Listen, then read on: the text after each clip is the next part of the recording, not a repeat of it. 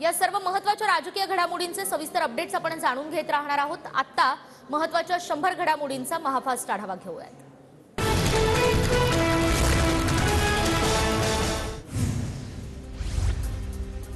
महायुतीच्या जागा वाटपात भाजपचं पारडं जड राहण्याची शक्यता। भाजप अंदाजे 36च्या वर जागा लढण्याची शक्यता, सूत्रांची माहिती। तर या जागा वाटपामध्ये विद्यमान जागांची शिंदे गटाची मागणी, शहांकडून मुख्यमंत्री शिंदेंची समजूत काढण्याचा प्रयत्न, सूत्रांची माहिती। भाजप शिंदे गटाच्या जागांची मागणी मान्य करणार का, याकडे लक्ष। महायुतीच्या जागा वाटपात अजित पवार गटाला 2 किंवा 3 जागा, बारामती, रायगड आणि मावळची जागा अजित पवार गटाला मिळण्याची शक्यता, सूत्रांची माहिती। थोड्याच वेळात जिओ वर्ल्ड सेंटरमध्ये शहांची पुन्हा बैठक। अमित शहा आणि मुख्यमंत्री शिंदेंचा एकाच गाडीतनं सह्याद्री अतिथीगृह ते जिओ वर्ल्ड कन्व्हेन्शन सेंटर पर्यंत एकत्र प्रवास। भाजपकडून मित्रपक्षांना फक्त जिंकलेल्या जागा देणार, शिंदे गट आणि अजित पवार गट जिंकू शकतात अशा जागा दिल्या जाणार, सूत्रांची माहिती। लोकसभेसाठी महायुतीच्या उमेदवारांची यादी 7 तारखेला जाहीर होणार। संध्याकाळी भाजपच्या बैठकीनंतर भाजपची दुसरी यादी जाहीर होणार, सूत्रांची माहिती। मुंबईमध्ये लोकसभेच्या 6 पैकी 5 जागा भाजपला तर 1 जागा शिंदे गटाला जाण्याची शक्यता। दक्षिण मुंबईत अरविंद सावंत विरुद्ध राहुल नार्वेकरांमध्ये लढत होणार, सूत्रांची माहिती।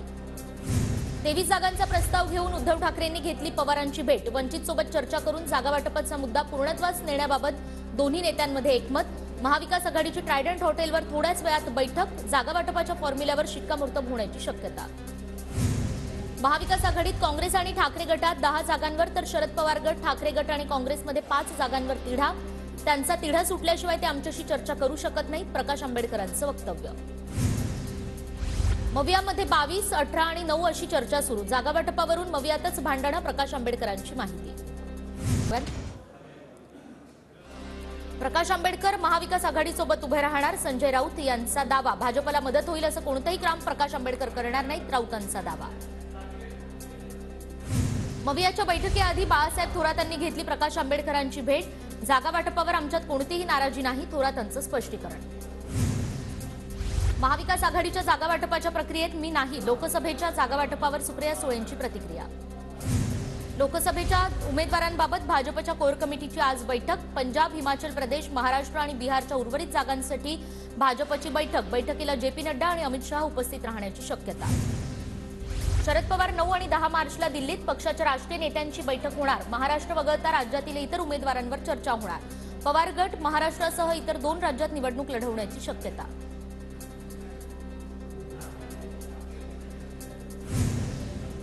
लोकसभा निवडणुकांसाठी मविया ॲक्शन मोडवर। 7 मार्च पर्यंत विधानसभा तर 10 मार्च पर्यंत लोकसभा मतदारसंघनिहाय बैठका घेण्याचे आदेश।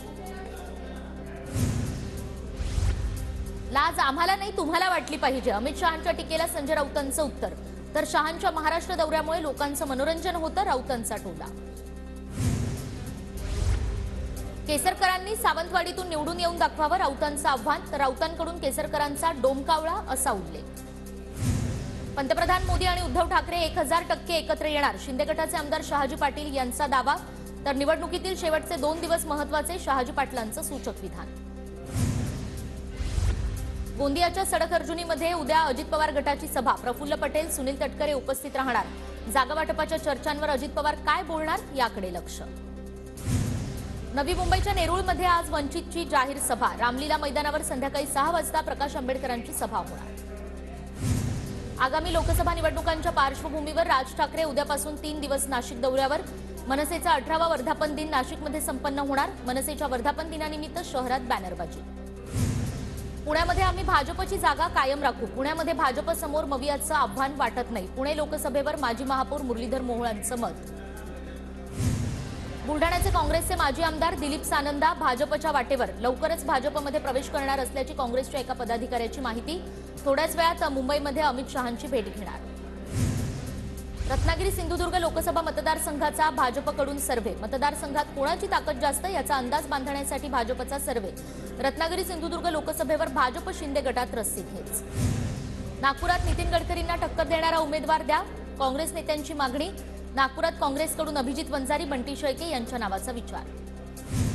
पुण्याच्या भोर तालुक्यातील गावागावात लागले सुप्रिया सुळेंच्या उमेदवारीचे बॅनर।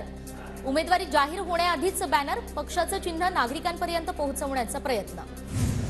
बारामती मतदारसंघात सुनेत्रा पवार यांच्या उपस्थितीत भव्य महिला मेळाव्याचं आयोजन। राष्ट्रवादीच्या विकास कामांची आणि महिलांसाठी असणाऱ्या योजनांची सुनेत्रा पवारांकडून माहिती।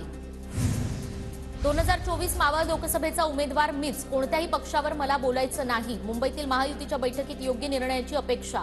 मावळ लोकसभेवर खासदार श्रीरंग बारणेंची प्रतिक्रिया।